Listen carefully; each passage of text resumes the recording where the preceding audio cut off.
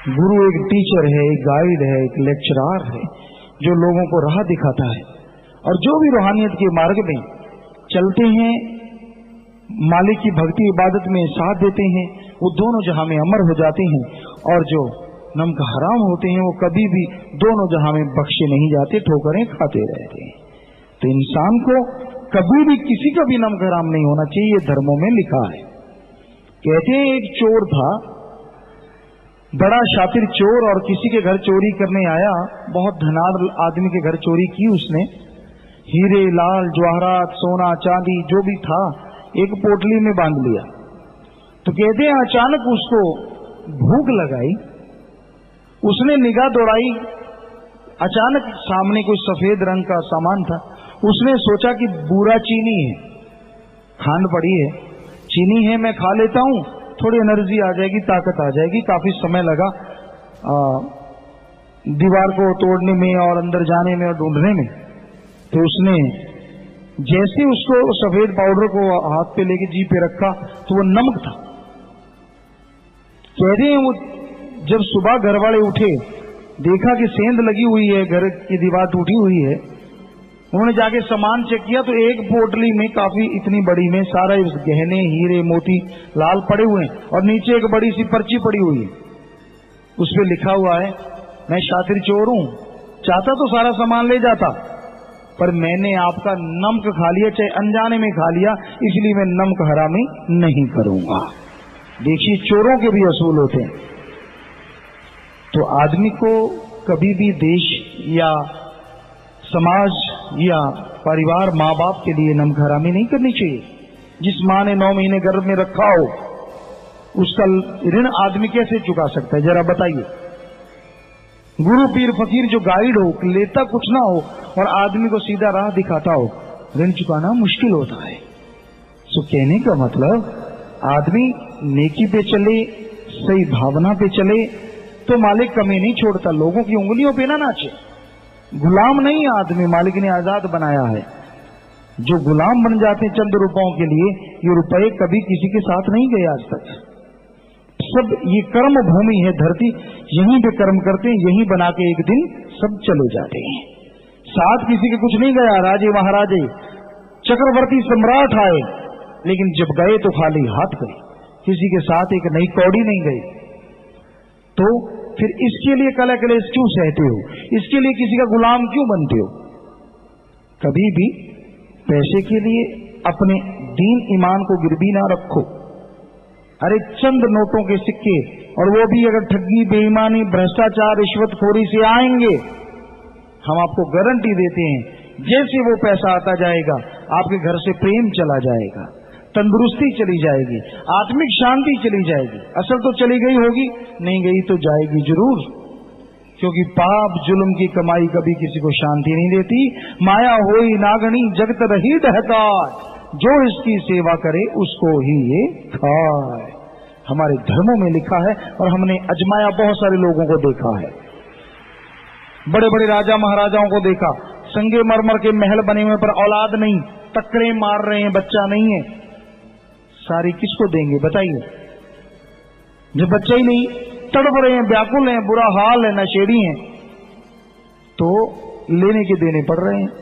तो कहने का हमारा तात्पर्य कि जब घर में सुख शांति नहीं है तो ऐसी दौलत का क्या फायदा। और हमारे धर्म में लिखा, दूसरी तरफ घास फूस की झोंपड़ी है, लोग मालिक से प्यार करते हैं, आपस में प्यार है, वो झोंपड़ी स्वर्ग जन्नत से बढ़ के है, बड़ा ही उसमें नजारा है। सो ये मत सोचो कि जिसके पास पैसा है उसके लिए स्वर्ग है। बड़े बड़े धनाड़ों को हमने रोते देखा, रात को नींद नहीं आती ढंग से, इंजेक्शन लगवाते हैं, टेबलेट्स लेते हैं, तब जाके नींद आती है। उनकी नींद भी किराए की नींद है।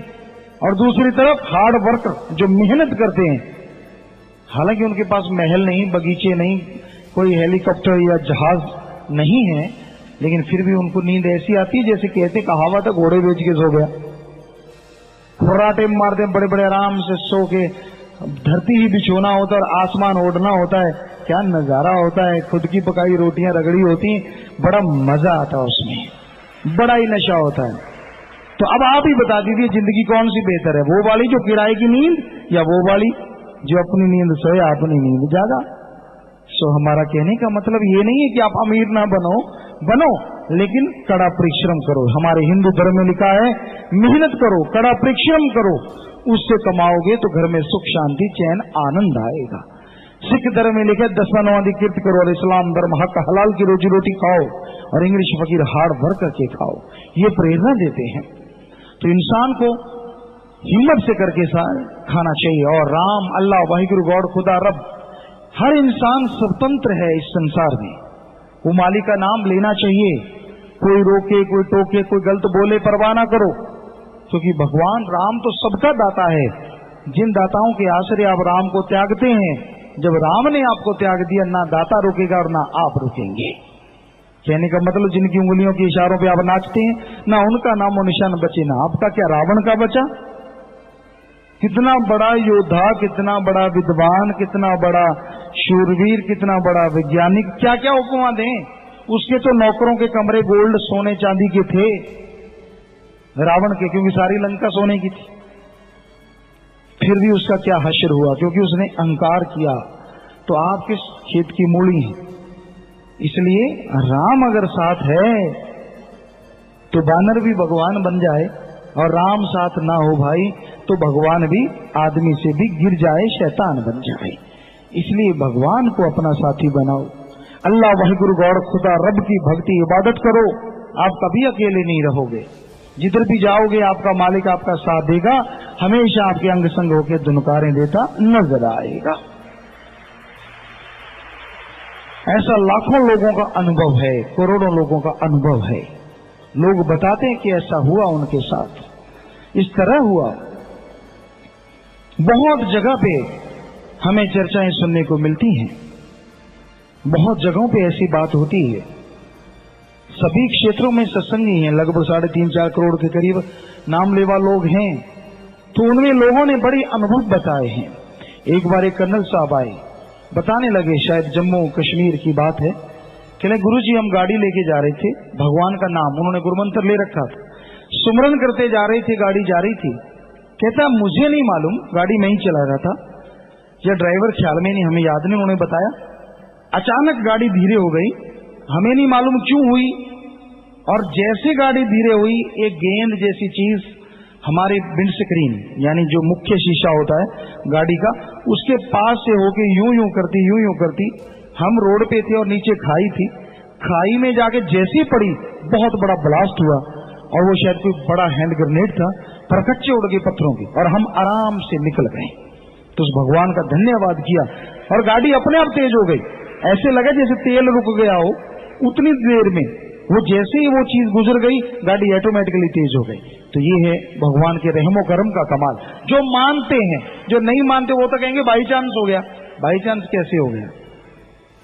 तभी होना था जब ग्रेनेड आना था। वो कहते जब पता किया तो एक बच्चे को किसी ने वो दे दिया कि भाई यहाँ से गाड़ी जाएगी, ऐसे ऐसे कलर की वर्दियां पहनी होती, फौजी होते हैं, उनके ऊपर फेंकना। तो ये भगवान की कृपा, उस बच्चे ने उसे फेंका, क्योंकि बिल्कुल रोड की ऐसे खड़ा था और यूं फेंका। और देखिए कुदरत तो ऐसा एक नहीं, लाखों उदाहरण मिलते हैं उस प्रभु की माया, उसके रहमो करम के।